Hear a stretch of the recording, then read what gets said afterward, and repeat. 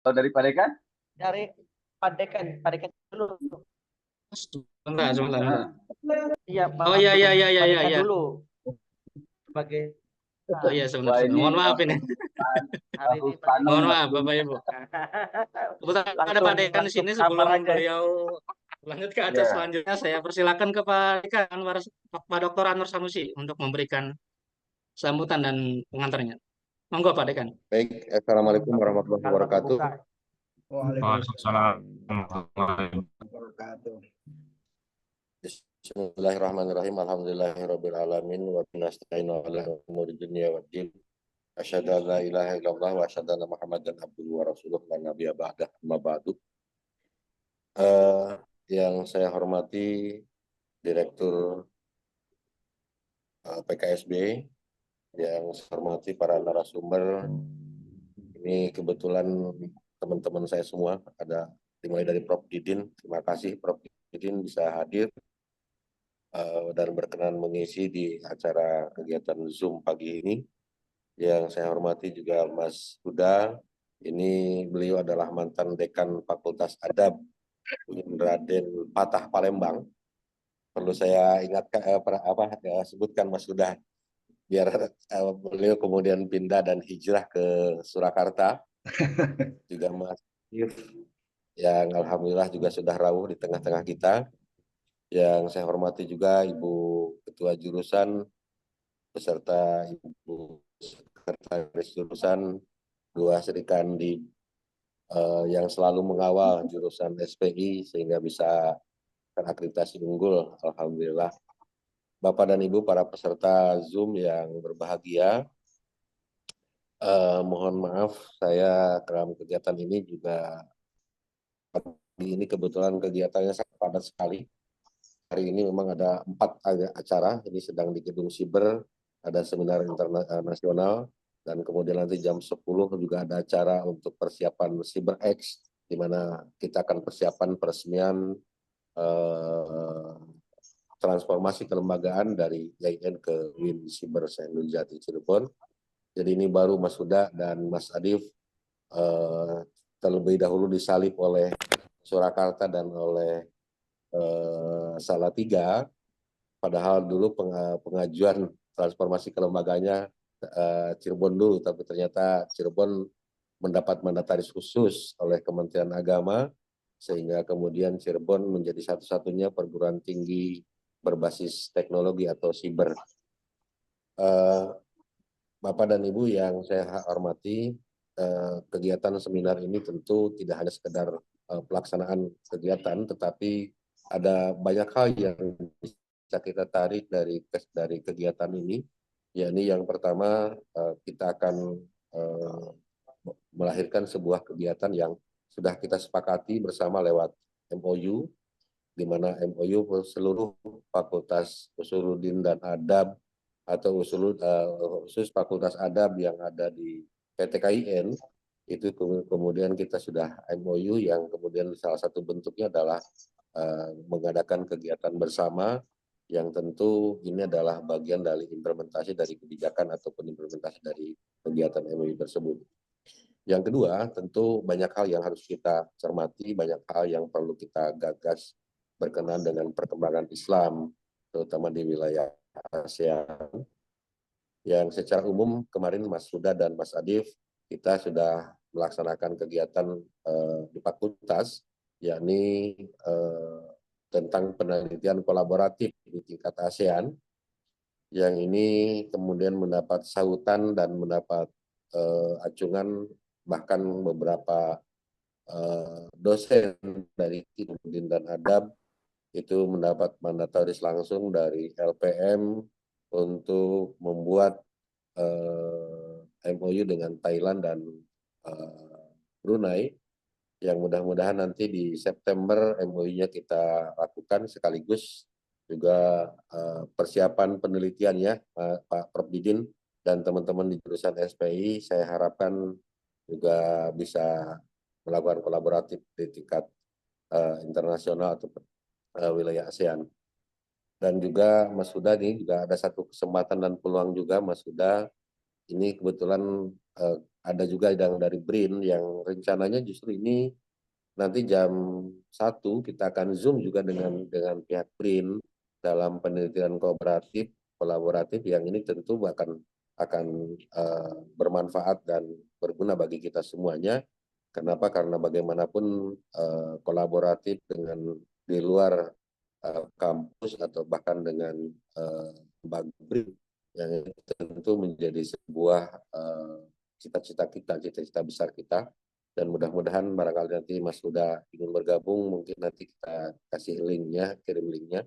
Karena pertimbangannya ini adalah hampir kajian yang diberikan oleh BRIN adalah berkenaan dengan sejarah. Oleh karena itu tentu banyak hal yang bisa kita gagas dan banyak hal yang bisa kita lakukan. Nah, Bapak dan Ibu yang saya hormati, tidak banyak yang bisa saya sampaikan dengan mengucap Bismillahirrahmanirrahim. Kegiatan seminar PKSB jurusan Sejarah dan Peradaban Islam, Fakultas Usuluddin dan Adab UGN Sarip Hidayat Siber Syekhul Jati Cirebon. Saya masih kaku kalau bicara UIN karena masih baru. Jadi UIN Siber Syekhul Jati Cirebon dengan resmi saya akan dibuka. Bismillahirrahmanirrahim. Sekian dan demikian, kurang lebihnya mohon maaf. Wabillahi taufiq wal hidayah. Wassalamualaikum warahmatullahi wabarakatuh. Waalaikumsalam warahmatullahi Warahmatullahi wabarakatuh. wabarakatuh. Terima kasih banyak disampaikan kepada Pak Dekan, Pak Dr. Anwar Sanusi, jazakumullah. Selanjutnya mari kita dengarkan sepatah dua patah kata dari direktur kita, Direktur PKSB, Pusat Kajian Sejarah dan Budaya, jurusan SPI. Kebetulan Bapak Ibu sebagai informasi bahwa jurusan SPI di Winsiber ini memiliki sayap kajiannya yang bergerak di bidang kajian, media, dan penelitian yang namanya PKSB, Pusat Kajian Sejarah dan Budaya, yang alhamdulillah sudah rutin selama ini setiap bulan sekali mengadakan kajian-kajian tentang kesejarahan dan isu-isu kontemporer terkait sejarah, kesejarahan, ilmu sejarah, dan lain sebagainya. Mangga kepada Pak Direktur, Bapak Dr. Zainal Masduki, saya persilahkan Bapak. Mangga.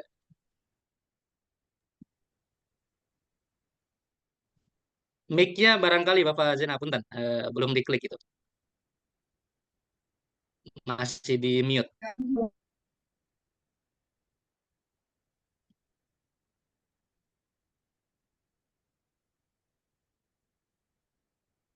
Mikrofonnya barangkali Bapak. Punten.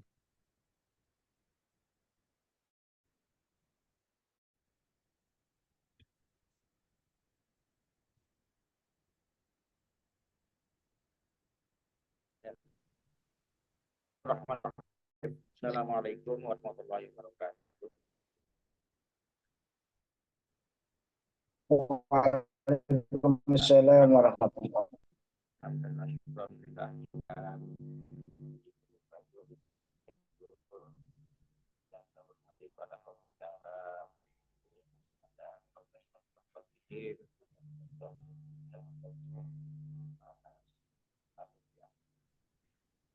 Semoga Allah Subhanahu wa taala memberi kita semua Allah yang bagi kita terima setelah Islam dan adalah disatukannya hati-hati kita pada hari ini dalam bahasa kita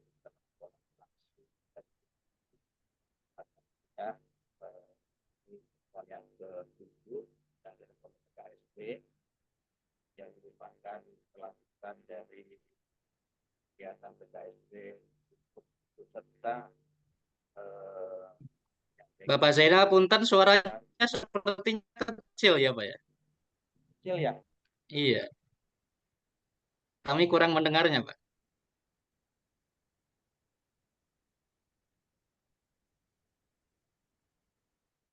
Halo, dengarkah suara? Ada Pak, lumayan Pak, terdengar Pak. Udah.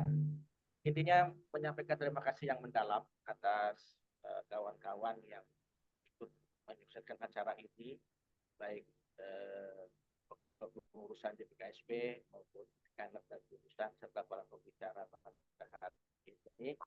Semoga kajian ini menambah wawasan keilmuan bagi kita. Dan saya sebagai pribadi juga kurang kaji tentang Islam di Asia Tenggara. Pada hari ini saya menyimak dari para pakar untuk mendapatkan informasi tentang Islam di Asia Tenggara. Mungkin posisi ini juga dialami oleh kawan-kawan yang lain yang memang secara keahlian ilmu tidak konsen dalam kajian Islam di Asia Tenggara. Dan ini sebenarnya bagian dari upaya menyebar pengetahuan yang insya Allah pada bulan-bulan depan juga akan menyambut tema-tema yang lain yang intinya juga meningkatkan dalam konteks keilmuan yang dimiliki seseorang, dan berharap kawan-kawan bisa mengikuti semua dan akhirnya bisa berjalan baik.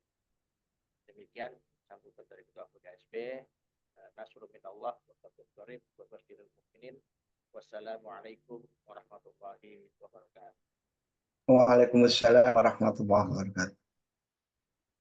Waalaikumsalam warahmatullahi wabarakatuh.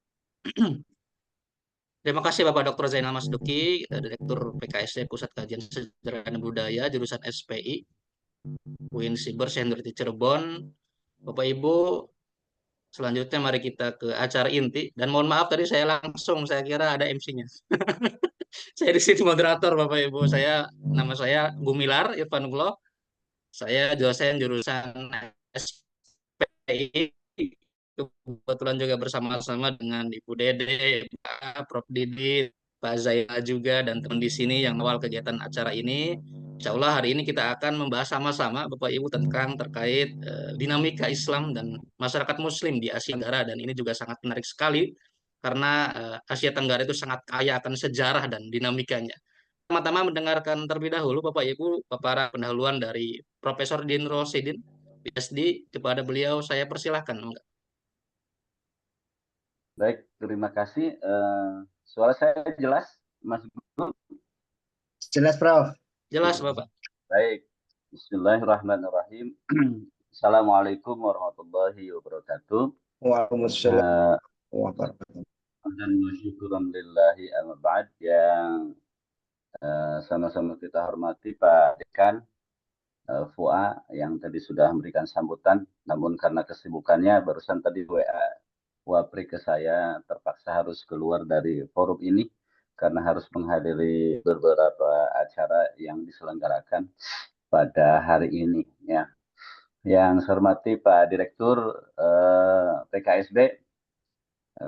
Ini PKSB itu sebenarnya pernah hidup 4 atau 5 tahun yang lalu, kemudian hilang karena sang sutradara dan motor penggeraknya fokus di S3, tapi setelah S3 kami menuntut kembali, ayo kita lahirkan kembali, dan alhamdulillah sejak awal tahun ini kita sudah mulai secara intensif ada Rabu Suci, ya, Rabu Sakral kita untuk melaksanakan kegiatan. Jadi ini adalah PKS itu identik dengan hari Rabu. Saya nggak tahu apakah ada kaitannya dengan tradisi yang ada di Solo kayak Rebo atau apa. Tapi itu hari yang kita pilih untuk dijadikan hari kita menyelenggarakan kegiatan kajian. Yang terhormat Pak Dr. Nurhuda, salam kenal. Saya alumni pertama YIN Surakarta. Jadi saya bersama Prof. Mudofir Abdullah, Prof. Samsul Bakri, Mahbub Setiawan, Kang Irfan Supandi, Mawati, dan Pak Samsul Huda, dan lain-lain lah. Angkatan pertama, ya. Jadi bagi saya Solo itu sudah bagian dari sejarah saya.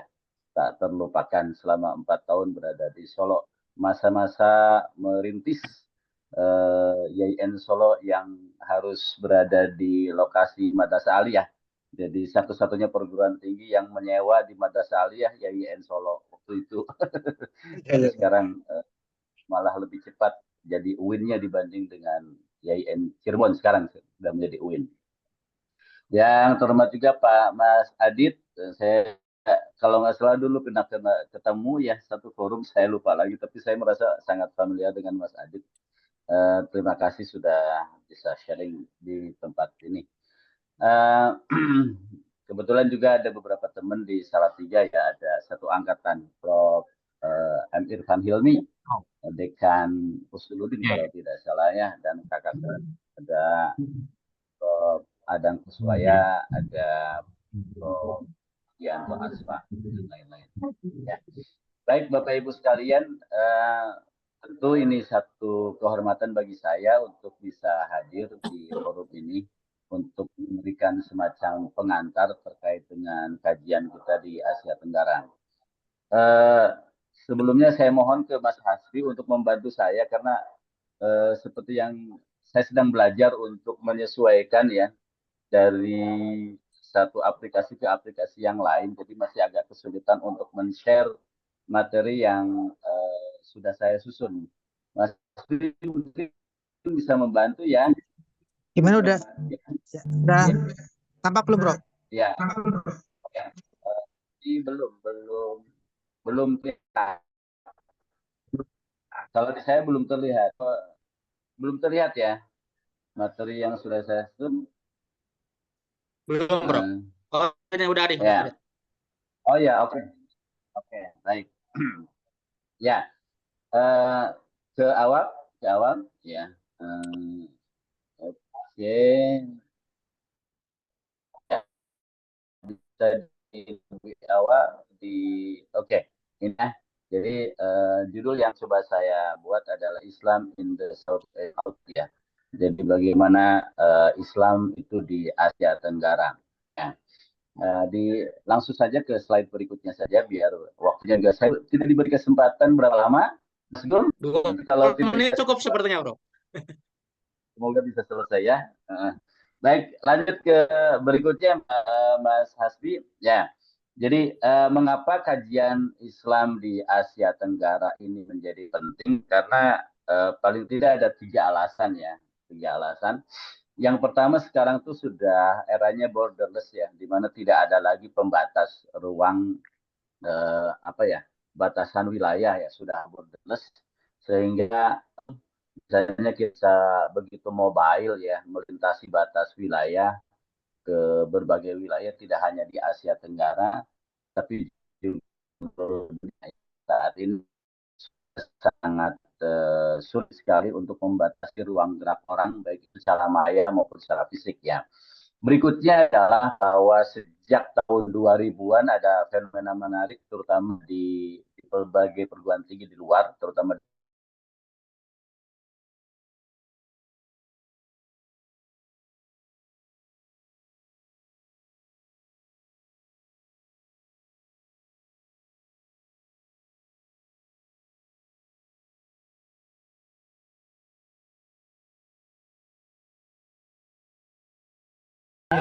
tetapi ada dengan 8.070,8 jiwa per kilometer. Ya. Nah, Bapak Ibu sekalian, biar singkat ya.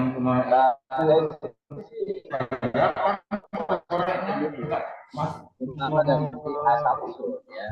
Jadi sebagian besar penduduk di Asia Tenggara itu tinggal di pedesaan, ya. Kecuali tentu beberapa negara yang memang kecil ya. Jadi 63% penduduk yang ada di Asia Tenggara berada di pedesaan. Kita bisa membayangkan kalau 63% ada di pedesaan, mungkin bisa kita bayangkan bagaimana kehidupan di pedesaan.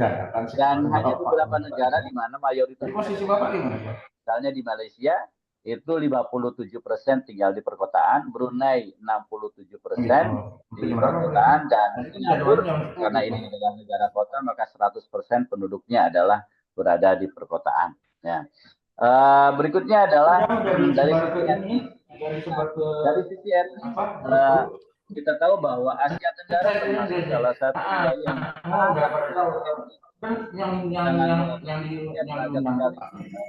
orang-orang yang meskipun secara umum bisa dibagi dua, ada yang disebut dengan penduduk pribumi dan ada yang disebut dengan penduduk pendatang ya.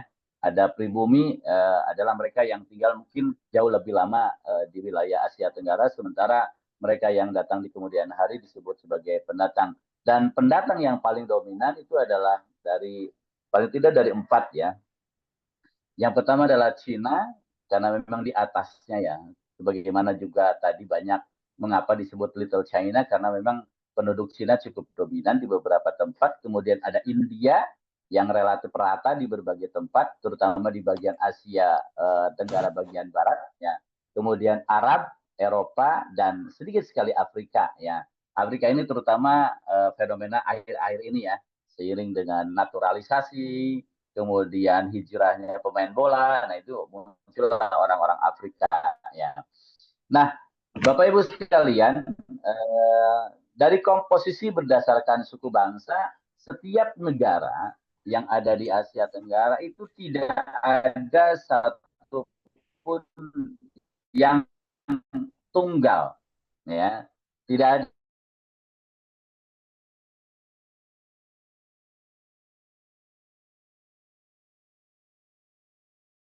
itu adalah suku Khmer ya, hampir 94%. Sementara di Vietnam, suku Vietnam itu 8.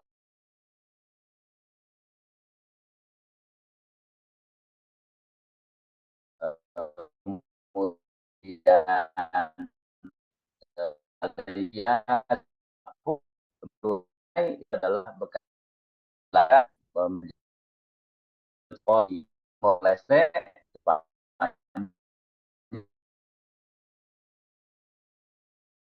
sebelumnya kan mayoritas penduduk di wilayah Asia Tenggara memiliki pengalaman yang tidak enak ya pada masa kolonialisme. Jadi ada kesamaan pengalaman dari sisi historis bahwa hampir seluruh wilayah yang di Asia Tenggara pernah menjadi bangsa Eropa. Tentu ini berdampak juga ya pada sistem politik, sistem budaya, sistem sosial, dan sistem ekonomi yang kemudian muncul. Sekaligus pada saat yang sama bagaimana hubungan antara wilayah dijajah dan dengan penjajah hubungannya. Ya. Misalnya Indonesia tentu memiliki banyak kaitan dengan Belanda, kemudian kalau Myanmar dan Malaysia banyak kaitan dengan Inggris, begitu juga Singapura dan Brunei. Ya. Berikutnya Bapak Ibu sekalian dari sisi agama, agama yang paling dominan di Asia Tenggara itu adalah Buddha dan Islam, ya, Buddha dan Islam.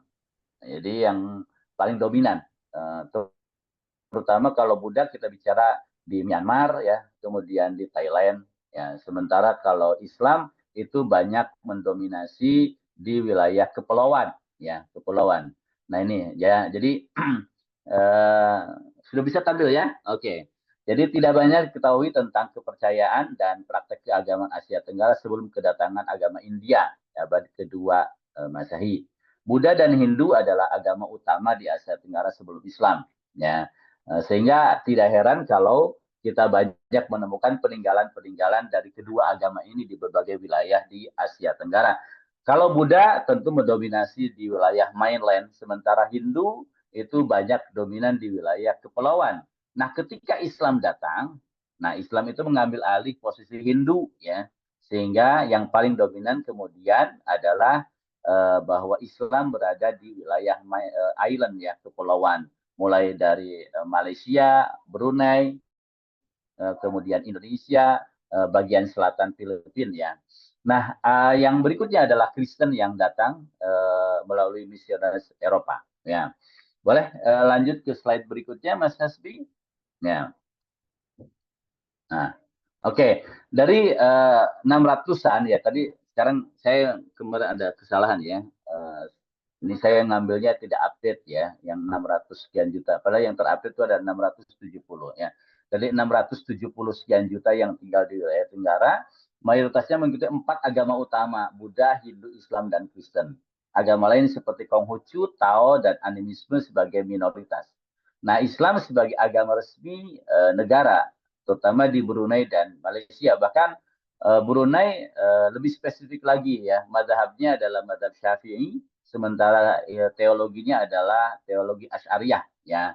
Jadi mereka menolak teologi yang lain ya, Jabariyah, Qadariyah, apalagi Mu'tazilah ya, apalagi Syiah gitu ya. Nah, Malaysia secara umum adalah Sunni dan Malaysia mungkin lebih terbuka dari sisi madhabnya, tetapi bahwa negara memiliki peran yang luar biasa dalam konteks agama. Ya. Sementara Buddha menjadi agama resmi di Myanmar, Kamboja, Laos, dan Thailand. Ya, Kristen menjadi agama utama di Filipina dan Timor Leste. Itulah gambaran tentang bagaimana kehidupan keagamaan di Asia Tenggara. Lanjut ke Mas Hasbi. Oke, ya. Sebelum masuk ke sini ada di atasnya. Ya, Bapak Ibu sekalian, di atasnya lagi, Bapak Ibu sekalian, bahwa di bawahnya, ya, oke. Bapak Ibu sekalian, berbicara tentang ini masuk ke materi yang menjadi pokok kajian kita ya, tentang Islam di Asia Tenggara, yang nanti akan lebih detail oleh Pak Dr. Nuda dan Dr. Adit. Islam Asia Tenggara, tentu kita tahu bahwa Islam bukanlah agama asli orang Asia Tenggara, tetapi agama yang didatangkan ke Asia Tenggara, sebagaimana terlihat dalam peta ya, bagaimana Islam kemudian menyebar ke Asia Tenggara. Dan Islam ada banyak versi, tentu ada banyak teori terkait dengan masuknya Islam. Ada teori Arab, teori Persia, teori Cina, teori ini dan lain sebagainya ya. Tetapi memang prosesnya secara umum adalah bahwa Islam mengalami 3 tahapan. Yang pertama adalah kedatangan atau arrival, kemudian yang kedua adalah penerimaan oleh orang-orang lokal atau acceptance, dan yang terakhir adalah pelembagaan. Bisa dikatakan ini agak berbeda dengan Islam di Andalusia dulu ya. Jadi kalau Islam di Andalusia dari sisi komposisi penduduk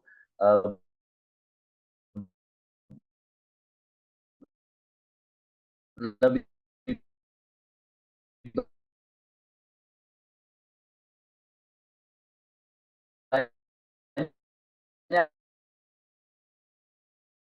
dianut oleh orang Arab, di mana mayoritas orang Muslim itu adalah penduduk lokal. Jadi bisa dikatakan bahwa Islam sudah mengakar secara luar biasa. Nah, pertanyaannya, faktornya apa yang menjadikan Islam begitu diterima? Nah, para sarjana paling tidak mencatat beberapa faktor ya. Ada paling tidak yang saya tercatat ini yang bisa saya nyatakan di sini, ada yang pertama adalah penghormatan terhadap orang meninggal. Nah, ini menarik sekali ya. Ini diungkapkan oleh Robert Greene dan juga Anthony Reid. Bagaimana Islam menghormati orang-orang meninggal. Tradisi ziarah itu ternyata menjadi salah satu faktor mengapa orang-orang lokal di Asia Tenggara yang memang punya tradisi penghormatan yang tinggi terhadap orang meninggal itu menerima Islam. Ya. Yang kedua adalah Islam yang berwajah sofistik, yang akomodatif terhadap budaya lokal. Kenapa demikian? Karena memang di Asia Tenggara relatif sudah stabil dari sisi kehidupan. Artinya budaya India melalui Buddha dan Hindu dan juga budaya lokal itu sudah relatif stabil ketika Islam datang ya. Maka wajah Islam yang kemudian menjadi faktor diterimanya Islam sebagai agama baru adalah wajah sofistik dari Islam. Berikutnya adalah fenomena, karena kalau merujuk pada Anthony Reid misalnya, ya The Age of Commerce misalnya, bagaimana Islam menghadirkan budaya kosmopolitanisme, pada saat yang sama juga budaya dan peradaan merkantilisme. Sehingga kita tahu bahwa wilayah-wilayah yang menjadi garapan Islam atau diterimanya Islam adalah di wilayah perkotaan atau pesisir lah saat itu. Ya, maka urbanisasi, perdagangan, dan juga perubahan sosial juga menjadi faktor diterimanya Islam. Jadi Islam saat itu dipandang sebagai, kalau sekarang tuh orang bisa bangga ya, saya menjadi bagian dari orang Eropa, orang Amerika gitu kan, I'm part of the globe gitu ya. Nah dulu ketika pada abad 15-16 menurut Anthony Reid, jadi kekuatan paling dominan di wilayah Asia saat itu adalah Islam. Maka ketika ingin menjadi bagian dari Islam, maka masuklah Islam. Begitu. Menjadi bagian dari global maksudnya, maka masuklah Islam. Berikutnya adalah kemunculan beberapa pusat kekuasaan besar. Tentu ini Cirebon misalnya memiliki peran besar dalam upaya melakukan Islamisasi di wilayah Pulau Jawa bagian barat dan Sumatera bagian selatan. Ada juga wilayah-wilayah yang di Ternate, ada juga punya peran dari kerajaan-kerajaan ini. Berikutnya ada khusus di Jawa adalah Islam dan Istana Majapahit. Ternyata Majapahit juga cukup akomodatif terhadap keberadaan Islam dan difasilitasi. Kalau Pak Bang Almarhum selalu mengatakan bahwa mengapa Islam itu diterima di Pulau Jawa, karena memang kerajaan Majapahit memberikan ruang. Ada satu divisi tertentu yang disebut dengan Islam. Nah, satu divisi inilah yang memberikan ruang bagi para mubalik untuk menyebarkan secara leluasa di kalangan penduduk lokal ya. Terakhir ya, yang menjadi faktor tentu kekuatan militer. Kita tidak bisa menegasikan fakta bahwa dalam proses Islamisasi juga ada terjadi peperangan. Misalnya ada perang Talaga yang kita kenal ya kalau di Cirebon, dan juga di beberapa wilayah yang lain di luar Jawa juga ada beberapa terjadi insiden peperangan antara kekuatan Islam dengan kekuatan lokal ya. Dan kemenangan Islam atas kekuatan lokal juga menjadi faktor di mana Islam bisa berkembang. Berikutnya lanjut ke, masih ada waktu Mas Gum? Saya 5 ada menit, Prof. sekitar 5 Oke, menit lagi. lanjut Mas Hasbi. Oke, lanjut ya. Oke, Bapak Ibu sekalian, ini data Muslim saat ini ya. Jadi secara umum Muslim di dunia itu ada kurang lebih 2 miliar atau 25% dari total populasi dunia ya. Dan menariknya Bapak Ibu sekalian, bahwa yang paling mayoritas Muslim tinggal di wilayah Asia. Ya, di wilayah Asia. Tentu Asianya macam-macam. Ada Asia Selatan yang jumlahnya paling banyak di atas 35%. Kemudian Asia Tenggara yang jumlahnya sekitar 14%. Kemudian ada Asia Barat ya, lebih sedikit sekitar 13%-an. Kemudian Asia Tengah dan Asia Timur. Jadi dari sisi komposisi Asia Selatan adalah memberikan sumbangsi terbesar dalam konteks jumlah penduduk ya, misalnya Bangladesh yang mayoritas Muslim, kemudian Pakistan, Afghanistan, dan juga India. India memang menjadi minoritas, tetapi jumlah Muslim itu di atas 70 atau 180 juta ya dari jumlah penduduk India. Lanjut Mas Hasbi. Ya, oke. Oke, nah di Asia Tenggara sendiri bisa dilihat bahwa populasi Muslim di Asia Tenggara, Indonesia tentu memegang peranan penting ya. Dari jumlah 270-an juta, 237 jutanya adalah Muslim. Kalau di persentase menjadi 86,7%.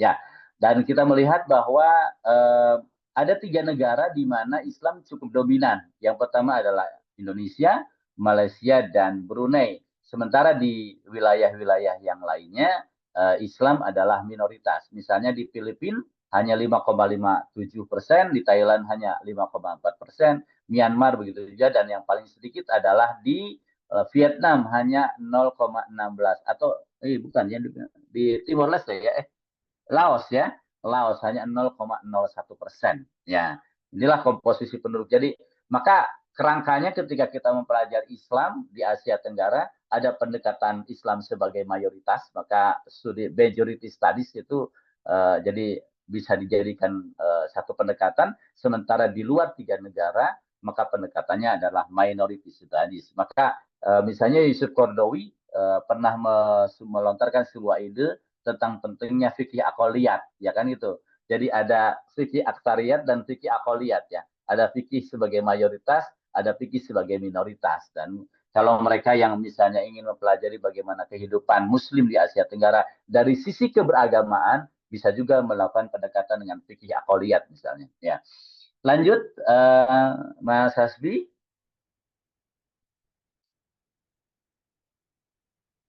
Oke, ini yang terakhir. Nah, alhamdulillah terakhir akhirnya. Bapak Ibu sekalian, karena ini sebagai pengantar saja untuk diskusi lebih lanjut kita, bahwa ada problematika ya, ada isu-isu yang problematik yang memang menarik untuk dikaji ya. Misalnya yang pertama adalah diversity of religious streams. Jadi bahwa ketika bicara tentang Asia Tenggara, nyatanya juga Islam tidak berwajah tunggal, tetapi berwajah beraneka ragam ya. Islam di Thailand juga ada menarik ya, misalnya nanti Pak Dr. Ruda akan menjelaskan ya, antara Islam bagian selatan dan Islam Thailand bagian tengah dan Islam bagian utara kan berbeda ya begitu. Begitu juga Myanmar antara Rakhine dengan Islam yang ada di Yangon itu tentu berbeda ya. Jadi agak berbeda-beda ya. Kemudian yang mayoritas juga beraneka ragam.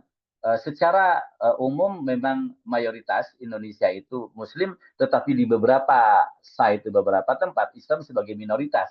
Misalnya di Bali Islam sebagai minoritas, di Papua Islam sebagai minoritas. Tetapi secara umum di Indonesia Islam sebagai mayoritas. Ya.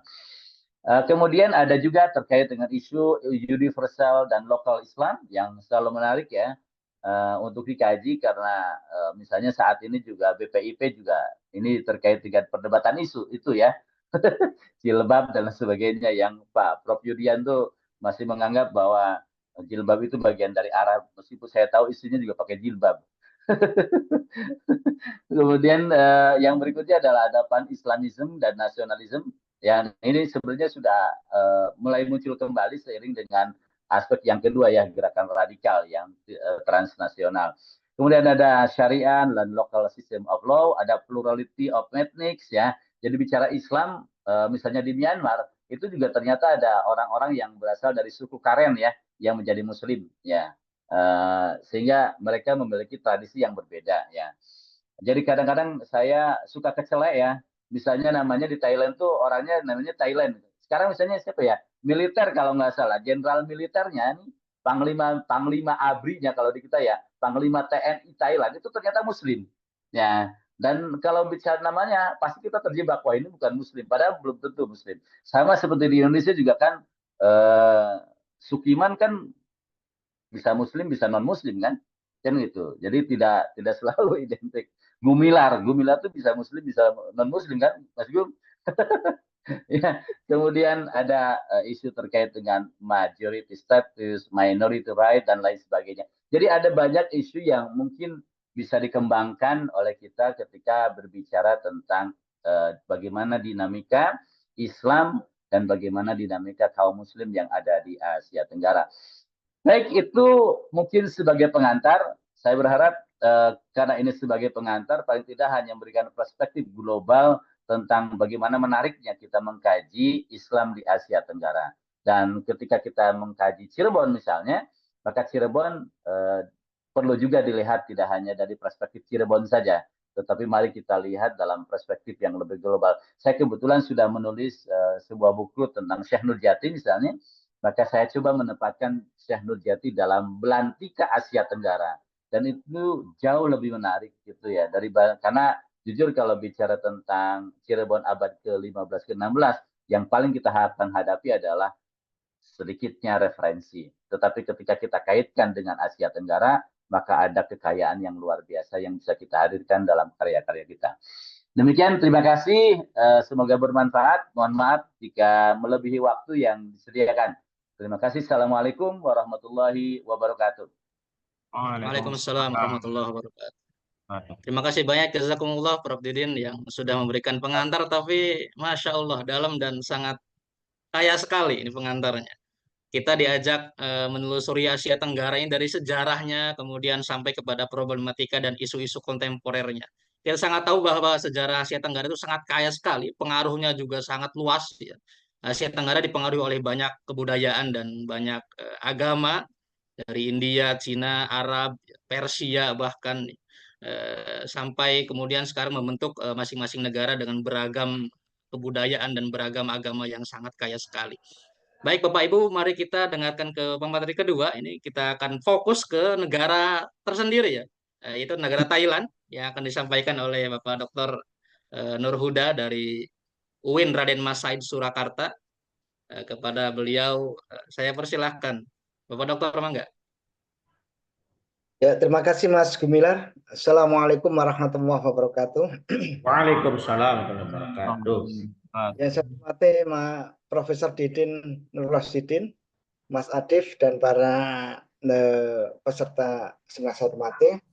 Sebetulnya saya menjadi pembicaranya adalah dalam kecelakaan. Kecelakaan. Kalau Mas tiba-tiba waktu malam 17 itu saya dibel oleh Kang Anwar nih. Kebetulan Kang Anwar ini kan kawan saya satu di Jogja dulu, SPI dulu, Jogja SKI. Mas minta tolong Mas, ini ada seminar. Materinya apa? Wes pokoknya majulah kamu. Nah. Karena itu ya saya mohon maaf oleh karena mungkin materinya tidak begitu mendalam ya. Tapi saya berusaha untuk berusaha semaksimal mungkin untuk membuat makalah. Tetapi kecelakaan ternyata membawa manfaat. Nih. Ternyata nikmat. Secara emosional sangat mendekatkan kekeluargaan ya. Tadi Mas Anwar yang lama tidak ketemu kami berpisah tahun 96 ya. 96 sampai saat ini mungkin ketemu sekali dan kebetulan di Adia beberapa kali berarti 3 kali ini ketemu dengan Mas Anwar Dan di sana saya juga punya kawan Profesor Asep Kurniawan itu sudah ikut, alhamdulillah. Ini menghubung-hubungkan silsilah keilmuan ini. Mas Profesor Asep Kurniawan. Ini kawan saya di S2 UIN Jogja dulu ini. Waalaikumsalam. Waalaikumsalam. Terima kasih. Ngumpulin balu pisah berarti itu. Ternyata di Rosidi juga dari Solo, akhirnya kita menjadi keluarga ini mengumpulkan tulang-tulang terpisah tadi. Oke. Oleh karena saya mengucapkan terima kasih atas kesempatan diberikan oleh Pak Dekan, Mas Kang Anwar Sanusi yang telah berkesempatan untuk menjalin hubungan keluarga dan keilmuan ini. Saya mohon maaf meskipun membuat makalah, saya tidak membuat PPT, saya sebut sebagai PPT, seperti disebutkan oleh Profesor Didi yang luar biasa tadi, itu juga membawa wawasan saya tentang Asia Tenggara, karena selama ini berkutat pada Islam Nusantara atau Islam Indonesia lah khususnya seperti itu. Saya memulai untuk paparan saya berkaitan dengan Muslim, dinamika Muslim Thailand masa kontemporer. Saya ingin menyoroti bagaimana selama ini tulisan-tulisan yang ada adalah bahwa Islam di Thailand itu selalu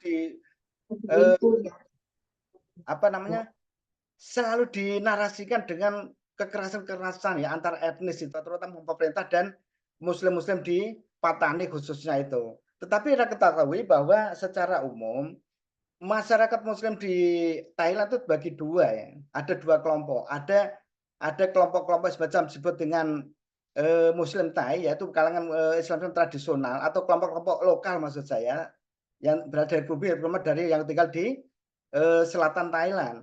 Mereka adalah provinsi di semacam di Patani. Itu adalah mayoritas. Terus yang kedua adalah Muslim-Muslim, saya katakan Prof. Didi tadi, adalah para imigran itu sendiri. Mereka ini berasal dari negara di Asia Tenggara, dari Cina, termasuk dari India dan beberapa Timur Tengah itu sendiri. Tetapi di dalam konteks historisnya, dua kelompok Muslim ini ternyata punya perlakuan yang berbeda ya. Seperti kita ketahui bahwa Patani dulu melakukan sebuah kesalahan sendiri, tapi pada tahun sekitar 50-an itu kan terjadi ada semacam aneksasi ya oleh kerajaan-kerajaan di selatan, yaitu di kerajaan Siam itu sendiri, sehingga pada aneksasi ini diakui oleh Inggris yang ketika sudah menguasai Asia Tenggara termasuk di Malaysia itu Patani dimasukkan sebagai negara bagian dari Siam itu sendiri pada tahun 1909 dengan perjanjian Bangkok itu sendiri. Nah, disinilah proses diskriminasi, ketidakadilan, kekerasan dan sebagainya itu terjadi. Karena apa? Karena untuk menyatukan ini salah satunya adalah ada namanya kebijakan asimilasi budaya atau politik sendiri yang ini sangat bertentangan dengan ditentang oleh Muslim-Muslim di Thailand Selatan itu sendiri. Nah, inilah maka kita sering mendengar bagaimana penindasan yang dilakukan oleh pihak kerajaan Siam terhadap umat Islam pribumi itu sendiri, yaitu dari kalangan Patani yang karena ini ada yang mungkin memisahkan diri, ada yang ingin meminta otonomi daerah itu sendiri. Ini yang berbeda dengan kelompok-kelompok Muslim yang imigran tadi. Imigran ini kan banyak tinggal di perkotaan, terutama di Thailand Utara. Seperti nanti ada di Bangkok, Chiang Mai, dan sebagainya itu. Mereka ini mempunyai status sosial yang lebih bagus lah. Karena mereka diakui berbeda dengan orang-orang Thailand Selatan yang secara ekonomi lebih berbeda dan barangkali secara pendidikan mereka ini di bawah rata-rata sendiri. Bahkan ada informasi mereka ini justru di bawah orang-orang Kristen yang juga mayoritas sendiri. Itu. Oleh karena pergolakan politik tidak sering terjadi antara pihak pemerintah ya, di Thailand Utara dan terhadap kelompok-kelompok minoritas di Thailand Selatan itu sendiri. Tetapi pada kenyataannya ini ya, pemerintah juga menyadari bahwa kebijakan asimilasi itu tentu saja akan berlarut-larut ya, menimbulkan ya ketidakadilan, diskriminasi dan lain sebagainya. Oleh karena itu pemerintah menyadari bagaimana orang-orang Islam di Thailand Selatan ini bisa menerima Siam atau kerajaan Thailand sebagai raja sebagai negaranya. Oleh karena itu beberapa dilakukan oleh pemerintah Thailand, yaitu bagaimana mengakomodasi kepentingan umat Islam itu sendiri. Ya, misalnya berkaitan dengan apa namanya kebijakan pendidikan, yaitu memodernisasi pendidikan Islam dan sebagainya, dimodernisasi semacam pondok pesantren dimodern dan sebagainya itu. Ini salah satu sisi positifnya adalah tersedianya sumber-sumber pendanaan sekolah itu sendiri. Meskipun sisi negatifnya tentu saja ada karena semakin hilangnya budaya Melayu itu sendiri. Itu diantaranya seperti itu. Tetapi pada perkembangan selanjutnya, yaitu bagaimana pemerintah Thailand juga membuat semacam lembaga misalnya, atau mengacu orang syekh atau mufti yang mengurusi urusan-urusan agama itu sendiri. Barangkali ini meniru semacam Indonesia, bagaimana umat Islam ada lembaganya untuk mengurusi masalah-masalah itu, termasuk nanti berkaitan dengan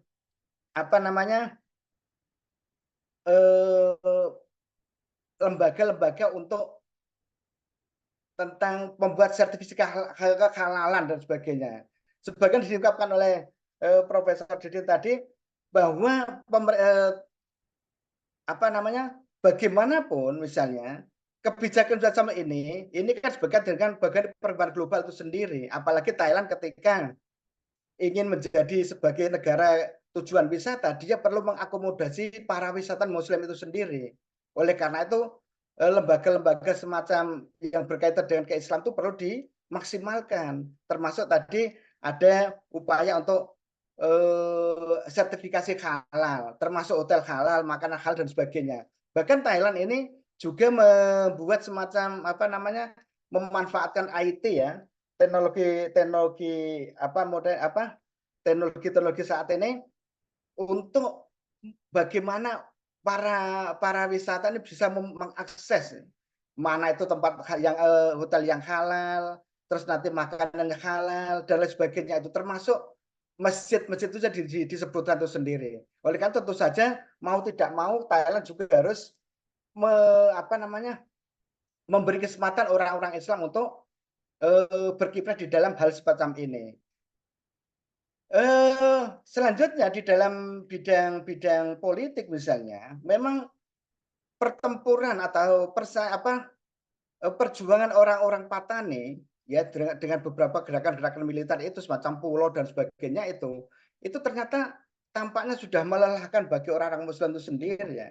Karena mereka ini kan ada yang menginginkan Patani sebagai negara yang merdeka bebas dari negara Thailand, ada yang lebih modern itu menginginkan semacam otonomi penuh, dan ada yang menerima Thailand sebagai bagian dari negaranya. Jadi ada 3 kelompok perjuangan ini, ada semacam transformasi ya, baik secara fisik maupun secara pemikir atau perjuangan politik sendiri. Jadi pada masa-masa ini meskipun tahun-tahun 2004 itu misalnya ini berkelanjutan sebagai mass media bagaimana menggambarkan Islam sendiri, itu juga menurunkan pergolakan, tetapi Thailand berusaha untuk bagaimana kerusuhan tidak bisa terjadi. Oleh karena sudah mungkin semacam ada kejenuhan untuk berjuang secara fisik, umat Islam akhirnya ada yang menerima, termasuk dalam 2 kelompok ini ya, secara politik misalnya menerima gerakan-gerakan dalam misalnya masuk ikut partai-partai politik yang ada di Thailand itu. Dampaknya tadi sudah disampaikan oleh Pak Didin tadi, bahwa bahkan panglima tentaranya tadi ada seorang Muslim. Ini salah satu sisi positif ya, bagaimana orang-orang Thailand, orang-orang Muslim Thailand itu bisa mengakomodasi atau kepentingan pemerintah itu harus satu sisi ada kepentingan politik di luar itu sendiri. Tetapi paling tidak strategi perjuangan budaya ini berdampak positif terhadap perkembangan umat Islam di Thailand. Terus selanjutnya ya apa namanya, di dalam kaitannya dengan apa namanya, peran penting dari upaya-upaya harmonisasi ini tidak kalah pentingnya adalah selain terutama ada para profesional, kaum kalangan terdidik dan sebagainya yang bisa menerima kebijakan-kebijakan politik Thailand untuk apa namanya, untuk memberi peluang atau memberi kesempatan pada para minoritas minoritas intelektual itu terlibat dalam kegiatan-kegiatan politik di Thailand. Sehingga kita mungkin barangkali pernah dengar bagaimana Menteri Luar Negerinya Surin Pitsuwan itu pernah menekan seorang dari Patan itu sendiri. Ini salah satu sisi positif dari apa namanya,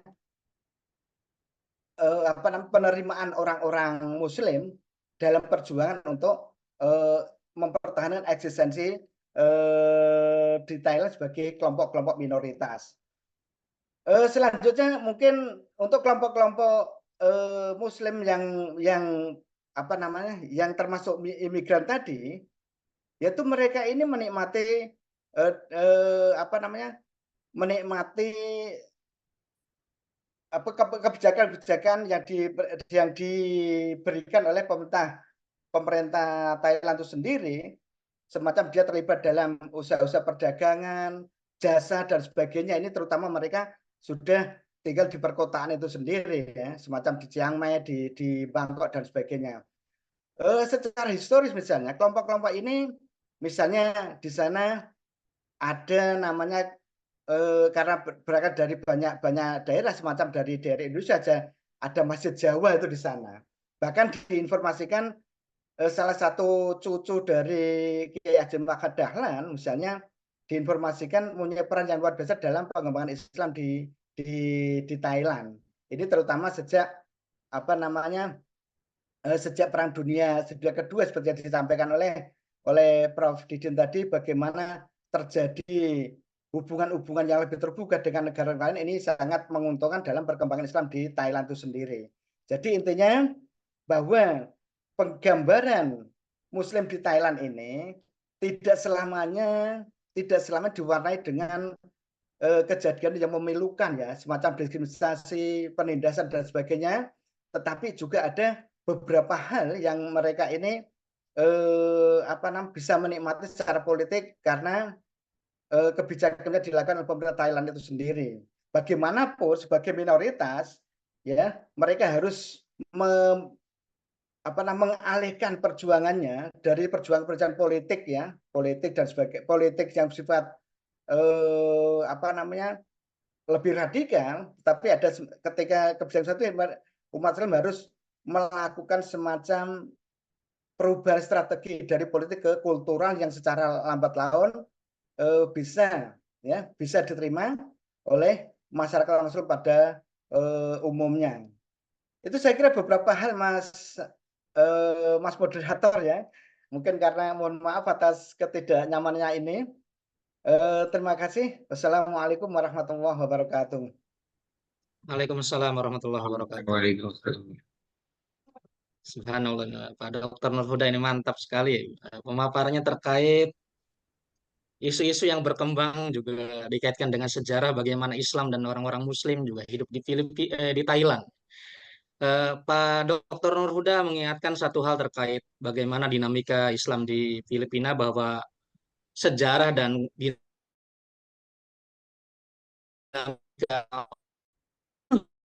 itu dan terkait padamu.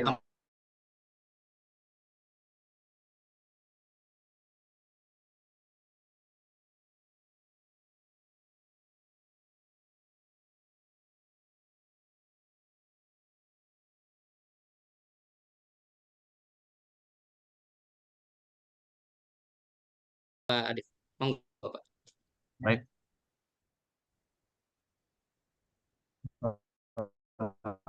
Suara saya bisa terdengar jelas? Oke, baik. Bismillahirrahmanirrahim. Assalamualaikum warahmatullahi wabarakatuh. Waalaikumsalam warahmatullahi Waalaikumsalam. Alhamdulillah. Wassalamu ala Rasulillah wa ala alihi wa sahbihi wa mawalah. La haula wa la quwata illa billah. Amma ba'd. Yang saya hormati Pak Anwar Sanusi ya selaku Dekan Fakultas Usuluddin dan Adab UIN Siber ya, UIN Siber Cirebon, juga Pak Zainal Mustaqim ya, dan Kang Gumilar ya selaku moderator, juga para pembicara Prof Didin dan Pak Nur Huda Ali. Ini saya yang paling apa ya, paling Pak junior mungkin di sini ya, dan saya juga belum doktor, jadi mohon maaf ini kalau mungkin kurang apa semendalam yang tadi dari penjara sebelumnya ya. Baik, dalam kesempatan kali ini saya ingin sedikit membahas tentang dinamika Islam ya, Islam dalam dinamika geopolitik di Asia Tenggara. Mungkin saya bisa share screen ya.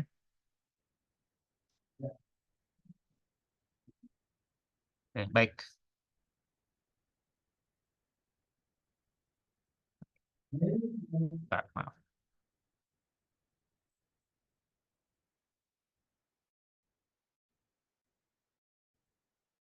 Ya.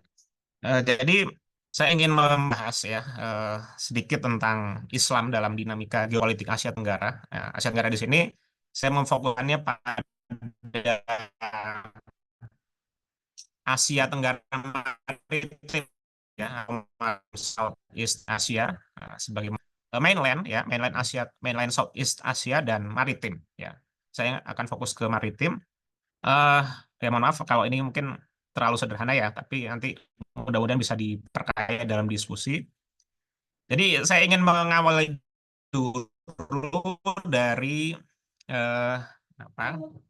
soal masalah klasik ya dalam pembelajaran sejarah yang mungkin sering kita temui. Jadi sejarah itu kadang kita terjebak dalam partikularisme. Jadi ketika membincangkan sejarah satu negara ya, katakanlah Indonesia seperti itu, ya kita hanya membahas tentang Indonesia saja ya, tidak mengaitkannya dengan konteks yang lebih luas ya, seperti itu.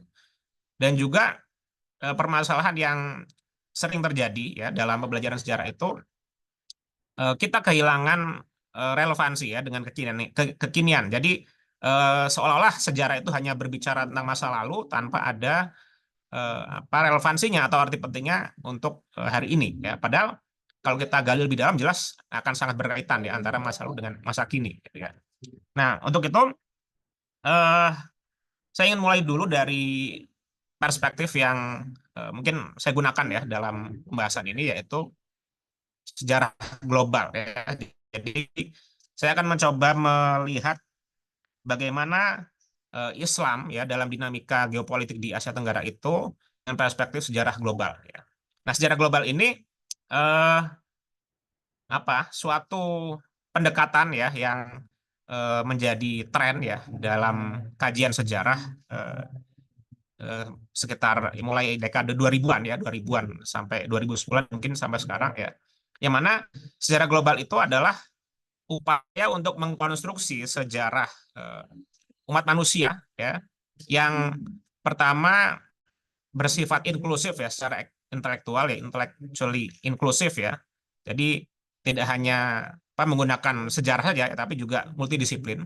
Kemudian yang kedua, tidak terbatasi oleh geografi ya, apalagi terbatasi oleh batas-batas negara ya, batas-batas nasional seperti itu.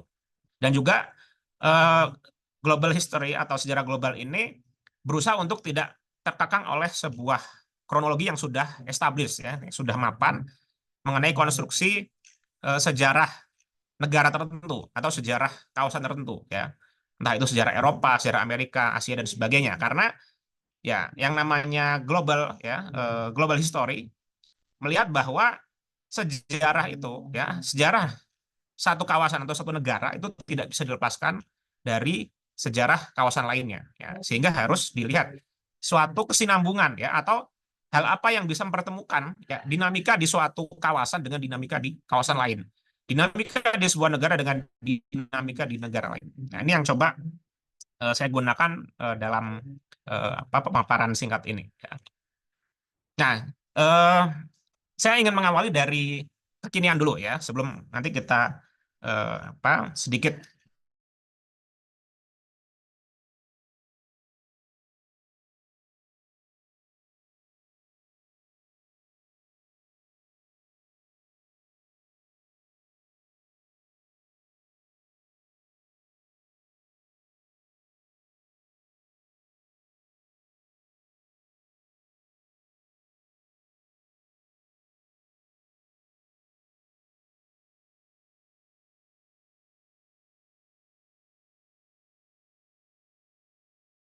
BRICS ya, apa itu? Bagaimana Cina ingin membangun kembali jalur sutra, ya, jalur sutra laut maupun darat ya. Yang mana kalau berbicara jalur sutra laut tentu akan melewati kawasan Asia Tenggara. Ya, makanya Cina ini sangat sangat jor-joran ya membantu atau mendukung ya proyek-proyek infrastruktur di banyak negara di Asia, termasuk di Asia Tenggara ya. Termasuk juga di Indonesia ya. Kita tentu tahu ya bagaimana misalnya proyek kereta cepat ya, kemudian juga bagaimana Cina berinvestasi dalam pembangunan smelter dan sebagainya ya. Nah, ini menandakan semakin kuatnya pengaruh Cina di Asia Tenggara. Di Malaysia, di mana lagi, Thailand, Filipina ini juga investasi Cina itu masuk secara besar-besaran ya. Yang mana di sini tentu ada pihak lain ya atau negara lain yang merasa tersaingi atau terancam ya. Nah, contohnya adalah siapa ya? Jelas Amerika Serikat ya. Amerika Serikat sejak akhir Perang Dunia Kedua kalau kita perhatikan ini memandang Asia Tenggara ini adalah kawasan yang sangat penting ya. Dulu waktu masa Perang Dingin Amerika ini ya sangat memandang penting ya wilayah Asia Tenggara, bagaimana Amerika membantu atau terlibat dalam perang Vietnam ya, mencegah jangan sampai Asia Tenggara ini jatuh ke tangan komunis ya. Kemudian juga dulu punya pangkalan militer di Filipina ya dan sebagainya. Nah, dan sampai sekarang pun Amerika masih punya pengaruh yang kuat ya di Asia Tenggara, tapi itu mulai tersaing oleh Cina sehingga ada persaingan sebenarnya antara pengaruh Amerika Serikat dengan Cina. Dan juga yang tidak bisa dilupakan adalah adanya potensi konflik di antara sama negara Asia Tenggara sendiri. Ya, yang paling terlihat misalnya dalam konflik di Laut Cina Selatan ya.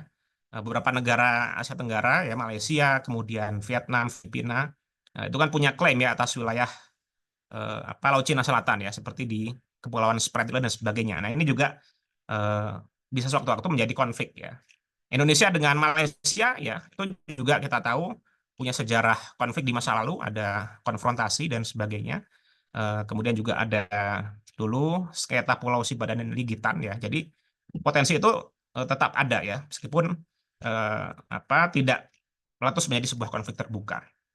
Nah, dari 3 poin tadi ada satu kata kunci yang bisa kita gunakan ya untuk memandang dinamika ini, yaitu globalisasi ya, globalisasi di mana negara-negara dunia ini semakin terlibat atau semakin terhubung satu sama lain, yang itu di satu sisi bisa meningkatkan ya kerjasama antar negara yang menguntungkan bagi semua negara, tapi juga bisa menimbulkan gesekan-gesekan ya yang keras antar negara.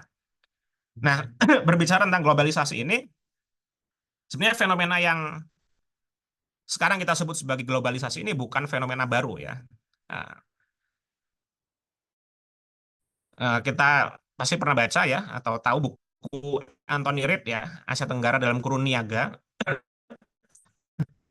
Jadi di buku secara mendalam bagaimana pada abad ke-15 sampai abad ke-17 ya, Asia Tenggara itu menjadi sebuah kawasan yang sangat sangat kosmopolit ya, sangat kosmopolit. Di situ bangsa-bangsa saling bertemu ya dari berbagai penjuru dunia. Sehingga ya pada abad 15-17 ini ya Asia Tenggara sudah bisa dikatakan mengalami sebuah fenomena yang sekarang disebut globalisasi. Nah, dan sekarang globalisasi itu juga terjadi. Nah, kita perlu melihat pengalaman di masa lalu ya, bagaimana Asia Tenggara menghadapi atau hidup di tengah globalisasi ya. Nah, oke. Nah, ini kira-kira peta Tenggara pada abad ke-16 ya, atau lebih spesifiknya lagi akhir abad ke-16. Nah, jadi ya dulu ada sangat banyak sekali ya kerajaan ya ataupun politis kalau bahasa Inggrisnya itu. Mungkin kurang tepat kalau diterjemahkan negara ya, tapi yang jelas dulu banyak kekuatan entitas-entitas politik yang berdiri di Asia Tenggara, baik itu di Asia Tenggara daratan maupun di Asia Tenggara lautan atau maritim ya. Yang mana kalau kita coba kelompokkan ya, di Asia Tenggara ini ada beberapa wilayah pengaruh atau wilayah pengaruh peradaban ya. Ada wilayah yang sangat dipengaruhi oleh Cina, yaitu di Vietnam ya. Nah, kita bisa menamakan itu sebagai Sinosfer ya, wilayah pengaruh peradaban Cina.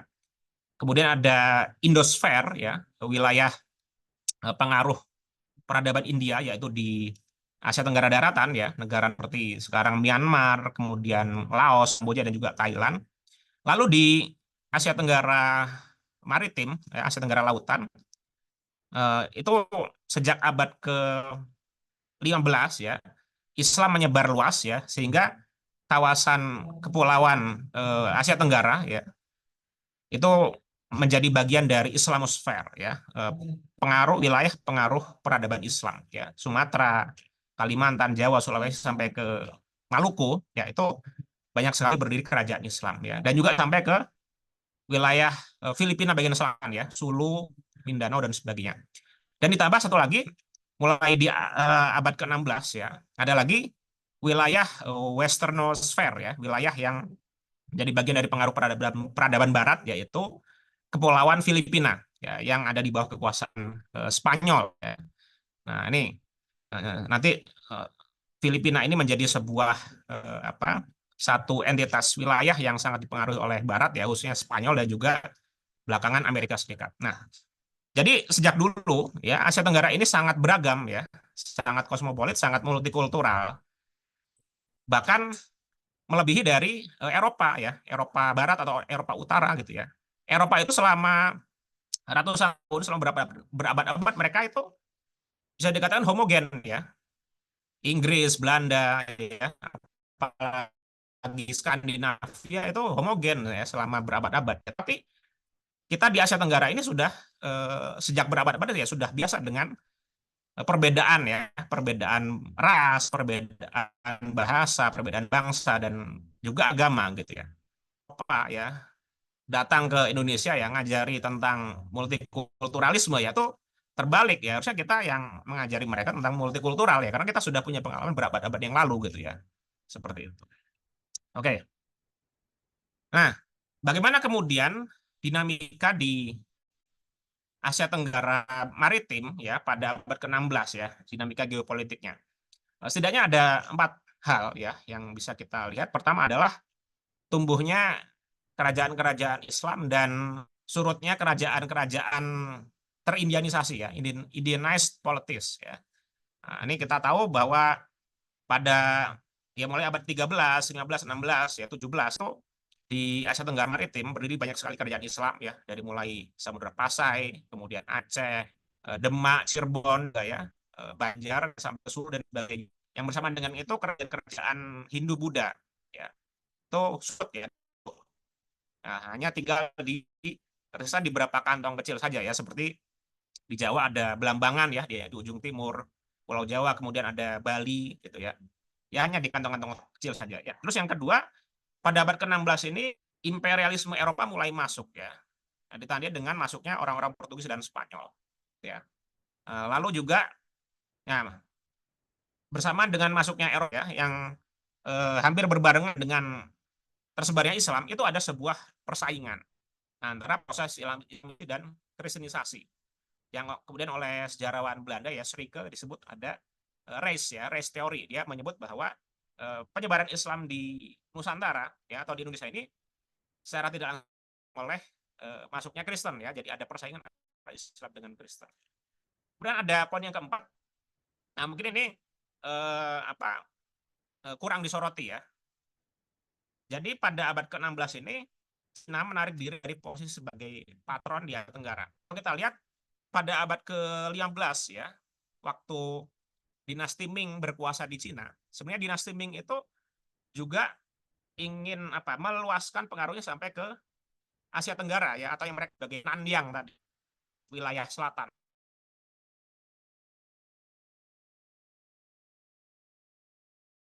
Gitu ya.